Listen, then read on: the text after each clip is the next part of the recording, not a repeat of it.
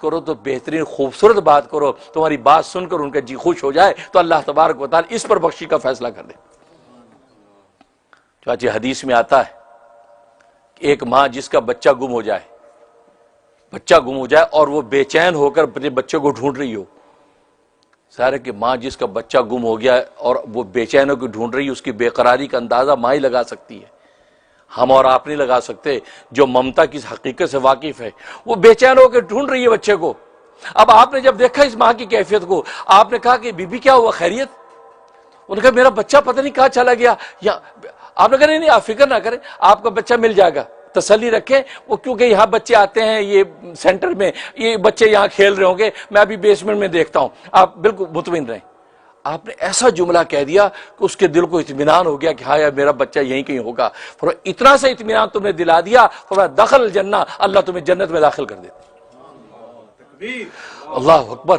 یعنی آپ کے اس ایک کلمے نے اس ماں کو قرار دے دیا، بھلے بعد میں بچہ آپ کو ملا نہیں ملا، لیکن یہ قرار جو آپ نے دے دیا، وہ جو قول آپ نے کہہ دیا، فرمایا اللہ تبارک و تعالی اس بنیاد پر آپ کے لیے جنت کا فیصلہ کر دیتے۔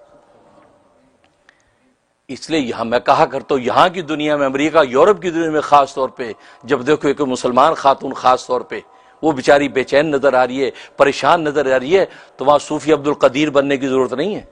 یہ عورت سے بات کرنا حرام ہے، نہیں نامحرم ہے، پتہ میں کیا کروں، نہیں غلط۔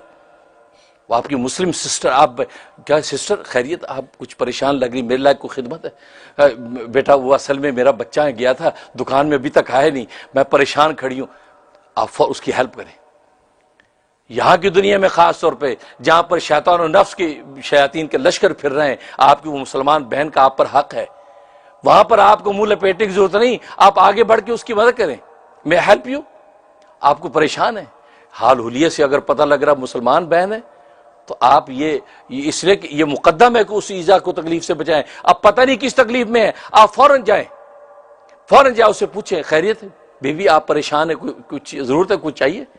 کہا نہیں بیٹا وہ فلاں مسئلہ ہو گیا، یہ ہو گیا، آپ مدد کریں۔ فرمایا کہ اتنے جملے سے کہ اس ماں کے دل کو قرار آ گیا تو اللہ تبارک و تعالی اتنے جملے سے آپ کے لیے جنت کا فیصلہ کر دیتے ہیں۔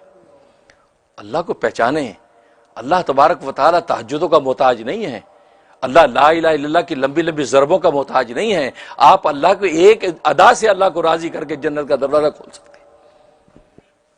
اس لیے حدیث میں آتا ہے کسی نیکی کو کبھی چھوٹا نہ سمجھو اور کسی گناہ کو بھی کبھی چھوٹا نہ سمجھو۔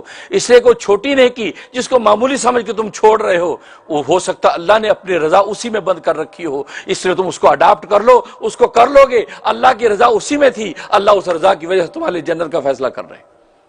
اور کسی گناہ کو چھوٹا نہ سمجھو، ہو سکتا اسی گناہ میں اللہ کا غضب ہو، اور تم وہ اس گناہ کو کر بیٹھو یہ سوچ کے یار معمولی ہے کوئی بات نہیں، اور اللہ کے غضب کا تم شکار ہو جاؤ، تو پھر تمہارے لیے کوئی چھٹکارا نہیں۔ اس لیے کہ روٹی کے آخری لقمے سے پیٹ نہیں بھرتا۔ آپ کھانا کھاتے ہیں، کھا رہے ہیں، 2 روٹیاں کھائیں، 2 روٹیوں کا آخری لقمہ آپ نے کھایا تو اس کے بعد ہاتھ کھینچ لیا، تو کیا گھر آخری لقمے سے پیٹ بھرا آپ کا؟ نہیں، آپ کو پوری 2 روٹیوں سے پیٹ بھرا ہے۔ تو آپ جس معمولی نیکی کو معمولی سمجھ کے چھوڑ رہے ہیں، اللہ نے تو آپ کی جو بڑی نیکی ہے اس کو کاؤنٹ کرتا چلا آ رہا ہے۔ یار بیچارہ تہجدوں میں بھی اٹھتا ہے، یار بیچارہ نفلیں بھی پڑھتا ہے، یا بیچارے روزے بھی رکھتا ہے، لیکن ابھی رضا کا فیصلہ کیا نہیں ہے، کرتے کرتے ایک معمولی نیکی آئی، اب وہ معمولی جو نیکی آئی اب اللہ نے اپنی رضا وہاں بند کر دی، اگر اسے یہ کر لیا تو ساری پچھلی قیمت اس کی لگا کے اس کو جنت دے دوں گا۔ اس نے جب وہ نیکی کر لی تو اللہ تبارک و تعالی پیچھے ساری باتوں کی قیمت لگا کر اس آخری نیکی پر آپ کی بخشش کر دی۔ بالکل اسی جب گناہ کیے، بڑے بڑے گناہ پہلے کرتے آ رہے ہیں، آپ نے کہا بڑے بڑے گناہ کیے تو پکڑ نہیں ہوئی، نہیں، اللہ تبارک و تعالیٰ سب کو دیکھ رہا ہے، اللہ نے اپنا غضب وہ آخری چھوٹے سے گناہ میں بند کر رکھا ہے، آپ نے وہ گناہ بھی جب کر لیا تو اللہ سارے پہلوں کو کاؤنٹ کر کے آخری گناہ کے اوپر آپ کی پکڑ کر لیں گے۔ اس لیے کسی نیکی کو معمولی نہ سمجھو، کسی گناہ کو معمولی نہ سمجھو، ورنہ ہو سکتا ہے کہ اللہ تبارک و تعالیٰ نے اسی نیکی میں آپ کے لیے بخشی رکھی۔ اس لیے وَقُولُوا لِلنَّاسِ حُسْنًا، اچھی بات کہنے سے دریغ نہ کرو، اچھی بات ضرور کہہ دو، مسکراؤ۔ اس لیے حدیث میں آتا ہے بعض صحابہ نے کہا یا رسول اللہ صلی اللہ علیہ وسلم ہم تو مالدار نہیں ہیں، آپ نے صدقے کی فضیلت بتائی ہے، مالدار تو صدقے فضیلت حاصل کر سکتے ہیں، ہم تو بے مال ہیں، ہم تو غریب مفلس ہیں، ہم یہ فضیلت حاصل نہیں کر سکتے، کیا کریں؟ آپ نے فرمایا مسلمان بھائی کو جب مسکرا کے ملتا ہے تو اللہ تبارک و تعالیٰ کے یہ بھی صدقہ ہے اور تمہیں صدقے کا ثواب مل جائے گا۔ اس لیے کہ غریب کا مسکرانا تو اس پہ خرچ کچھ نہیں ہوتا، آپ مسکرا کے مصافحہ کریں اور پرتپاک مصافحہ کریں مسکرا کے مسلمان بھائی کو، فرمایا اس مسکرانے پر آپ کو صدقے کا ثواب مل گیا۔